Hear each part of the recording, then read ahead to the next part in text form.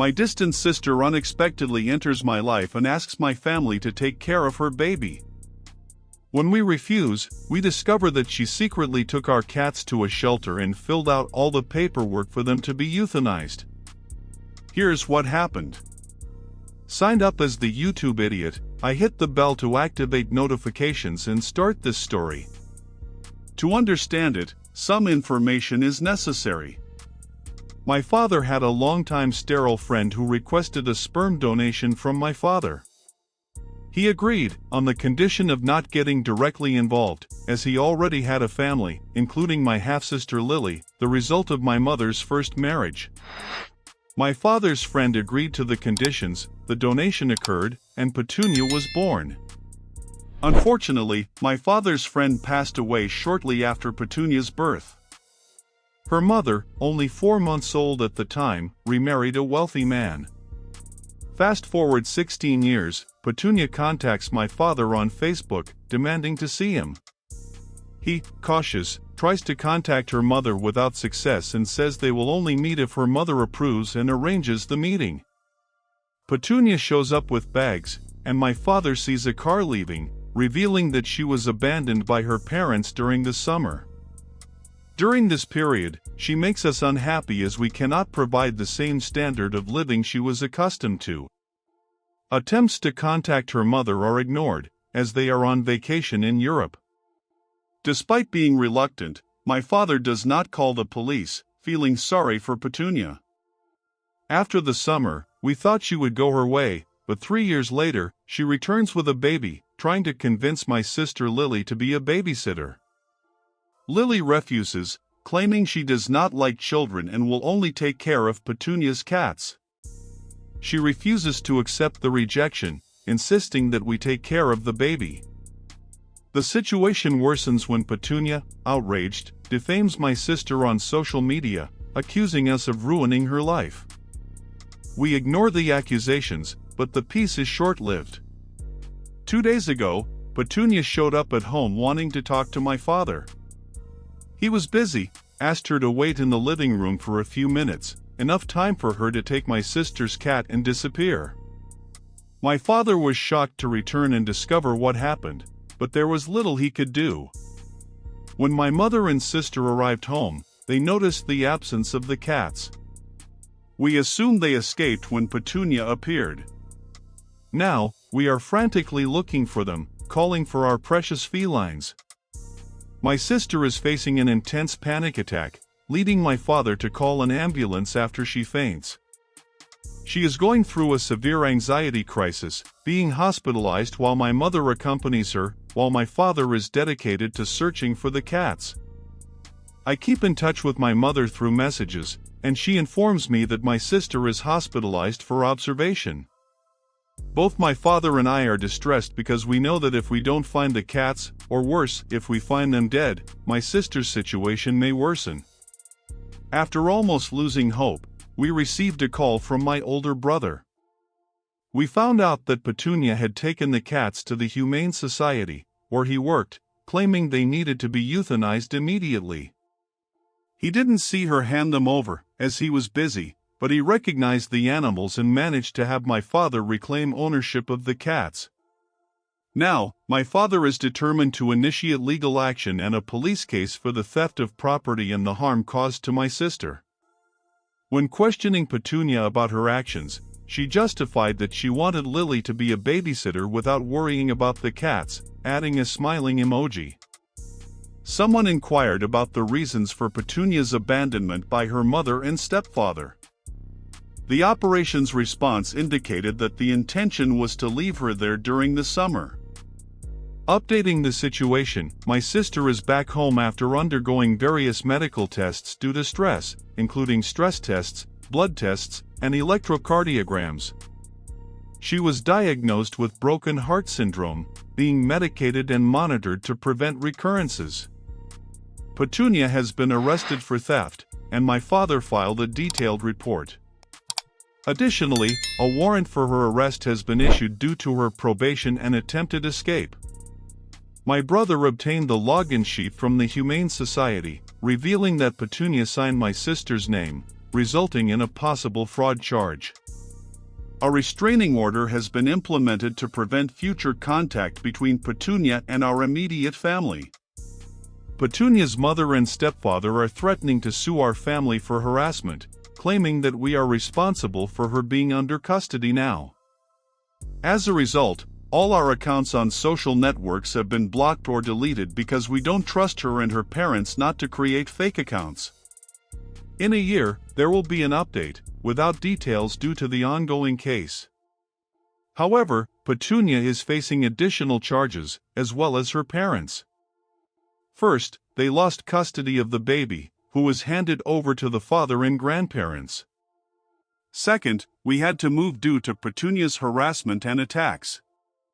Third, my sister is undergoing treatment with various medications for anxiety, depression, and PTSD due to all of this. She is in therapy and seems to be improving, but still faces challenges. Although it's not the desired happy ending, we are taking one day at a time. Before all this confusion, I felt sorry for Petunia.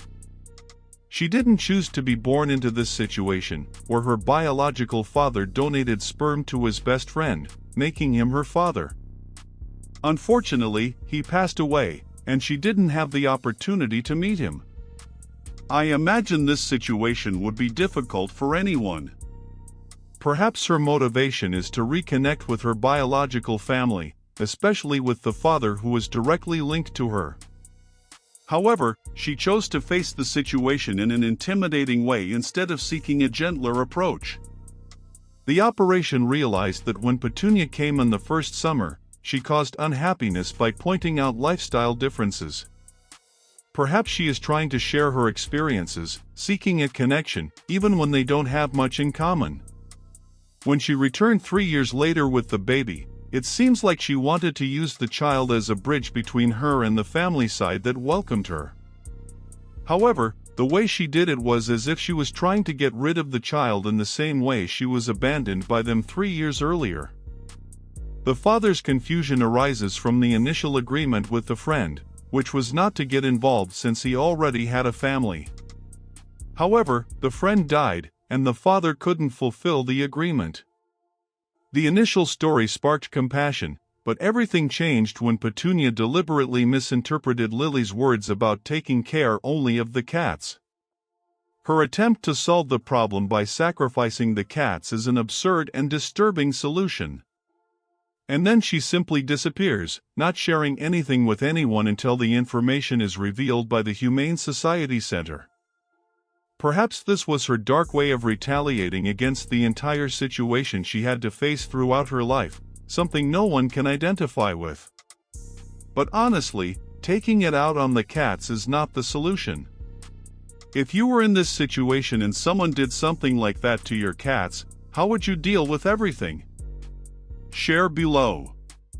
I admit I was somewhat careless not to return the sports cards to my father after discovering how much they are worth. I am a 19-year-old and, on my 18th birthday, I received my father's sports card collection that he had kept since my childhood.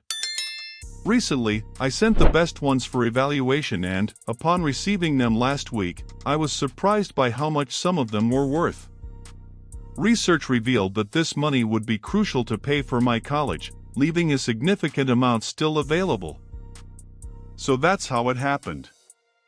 I'm glad they value money more than me. I've been trying to keep everything under control, but it's been tough.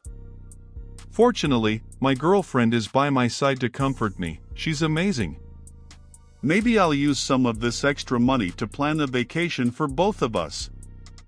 So far, I haven't heard from another family, so I don't know how all this will end. I believe the only thing I can do now is work to sell these cards and hope for the best. My relationship with my parents is practically over, but at least I still have the cards. So, I'm the fool for not returning the sports cards my father gifted me. These cards must be worth a considerable amount, considering how willing they are to separate from me because of this. I'm more familiar with the prices of Magic, Collection, and Pokemon cards, but I know that sports cards can reach exorbitant values. Looking at some top lists, I found that a 2009 Steph Curry National Treasure rookie card was sold for $5.9 million, a 2003 to 2004 LeBron James Upper Deck collection for $5.2 million, and the famous 1952 Mickey Mantle went for $5.2 million. I don't have enough knowledge about basketball cards to understand why the first two are so valuable. Maybe they are unique editions, or perhaps they were auctioned for charity. But regardless of the reason, that's what justified the high selling value. Even if the cards in question were worth thousands or hundreds of thousands of dollars, the core of this situation is quite dark. People often believe that power and money make people bad, revealing an ugly side of them. However, most of the time, power and/or money only reveal what already existed. I imagine that when you have all the money you've ever wanted, the concern about offending or hurting others diminishes, since there is the security that one can survive any situation. This phenomenon is observed in extremely rich or powerful people, where the lack of incentive to hide their true personality becomes evident. Although it may seem extreme for a situation like this, considering that a father would be willing to cut ties with his son for luxurious vacations, it is sad and demonstrates shallowness. Comparing this to the idea of giving a gift and then seeing it being sold is disturbing. Something similar happened to me, although it wasn't of great value. Even though it shouldn't matter, it still causes some discomfort, especially when we realize that we could have sold the item ourselves. However, in the father's case, it seems that he would be upset with the son selling it, even if he himself intended to do the same. If you were in a situation where your parents gave you something valuable, for example, $750,000, and if suddenly they wanted everything back, all or nothing, how would you deal with it? Let me know below. And fool or not, explain why. Now, about dealing with my roommate. She stole my asthma inhaler because she was upset with me, and I really needed it. I am a 20-year-old woman, and I have asthma, which has worsened lately. My 25-year-old roommate and I are both in college. Last Saturday, we had an argument. As I am quite busy with work and full-time studies, I started preparing my meals to save time and money, as well as maintaining a healthier diet. Recently, I noticed that some of my meals were missing. Upon questioning my roommate, she admitted that she and her boyfriend ate part of my food. I was upset and asked her not to do that without asking. The following Saturday, I realized another meal was missing. Confronting her again, she confessed to eating another of my meals. I was angry and told her she needed to stop eating my food. I threatened her, saying that next time, she would have to pay for everything she ate. She started yelling at me, called me overdramatic, and left. That night, I woke up in the middle of the night with asthma symptoms. I looked for my inhaler on the bedside table, but couldn't find it. I realized that my roommate had stolen it. Desperate, I called a friend who lives in the same building, and she brought an extra inhaler for me. The next morning, my roommate questioned the noise from the previous night. I explained that I needed my inhaler but couldn't find it. That's when she admitted to the theft, justifying that she was still angry with me over food issues. She apologized, claiming it was an impulsive decision fueled by anger. So, she returned the inhaler to me. I was furious and asked if she was insane. Who in their right mind would take someone's asthma inhaler just because they're angry with them? I told her that if it were worse, I could have died. She asked me to relax and again insisted that I was exaggerating. I am still very angry with her, and I don't think I can bear to live with her for much longer. My roommate keeps insisting that I am exaggerating, but I disagree. We also haven't spoken since before you decided whether I'm an idiot or not. There's an update after I made that post. I couldn't sleep that night and kept the door locked, fearing my roommate. I slept with the inhaler under the pillow. The next morning, I saw my roommate and asked to talk about the theft of my inhaler and food. She is still mad at me, so I suggested that she move out, and she agreed. I was thinking of reporting her, but I thought we could resolve everything first. It was a mistake. All this happened yesterday, and I really needed to get out of that apartment. The first thing I did was talk to my landlord, who was not very understanding. I explained what happened and said that I didn't feel safe in my apartment, but he didn't care much. He said I can't terminate the lease unless my roommate agrees, which I find highly unlikely. The problem is that our lease would end at the end of next month, so I moved even though I didn't feel safe there. Unfortunately, I have to keep paying the rent, but it's not that bad since it's only 2 more months. I was very upset after talking to my landlord. I had a meeting with my professor right after to discuss a project in her class. I am very close to this professor, who noticed my stress and sadness. She asked if I was okay, and I started crying in her office. I was extremely embarrassed, but I couldn't control it. I was under a lot of stress with final exams and roommate drama. She asked what was wrong, and I told her what happened. She was shocked and called my roommate crazy. I told her that I would report the incident, and she also thought I should file a complaint. She helped me fill out and submit an incident report, and then I went to the police station to file a complaint. My friend who brought the inhaler to me that night came with me, and I waited there for 2 hours until I finally got to talk to a police officer. He took my statement and asked if I wanted to press charges. I thought about it and told him that I didn't want to press charges. Despite what my roommate did by stealing my asthma inhaler, I didn't want to take the situation to that extreme. He asked if I would like a police officer to talk to her, and I agreed. They called my roommate to the police station, and the officer talked to her privately. I don't know what the officer said to her because I wasn't allowed to be in the room when she came out. She seemed both angry and scared. The officer told me not to worry and that my roommate wouldn't bother me anymore. However, I still didn't feel safe living with her, so I decided to move. I called one of my closest friends and told her what happened. I told her that I needed a place to stay. She lives alone in an apartment and offered me to stay with her for a while. She came to pick me up, and my other friend helped me pack.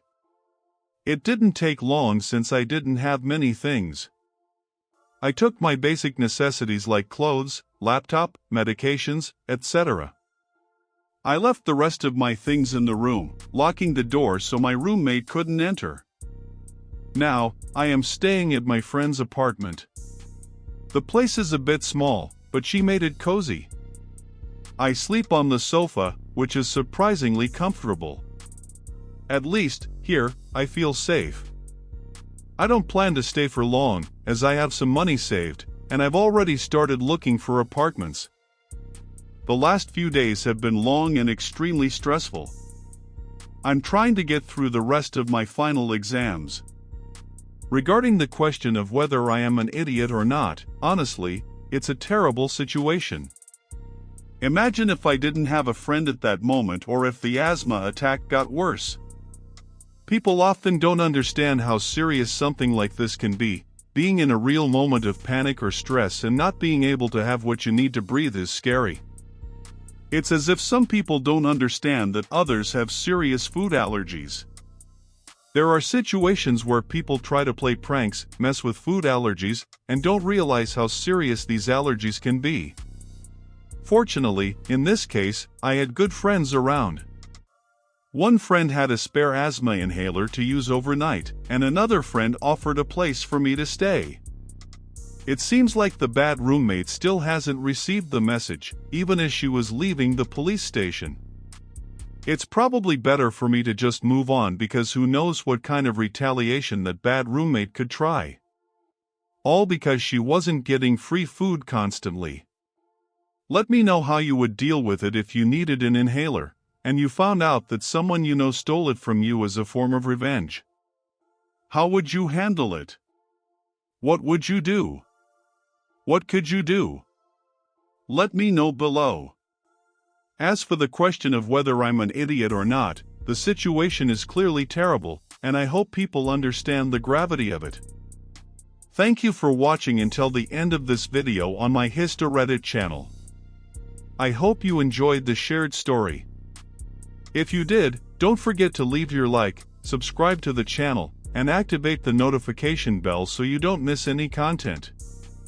Also, share it with your friends and family so that more people can enjoy these incredible stories. Your participation is essential for the channel's growth. Until the next video, and thanks for the support.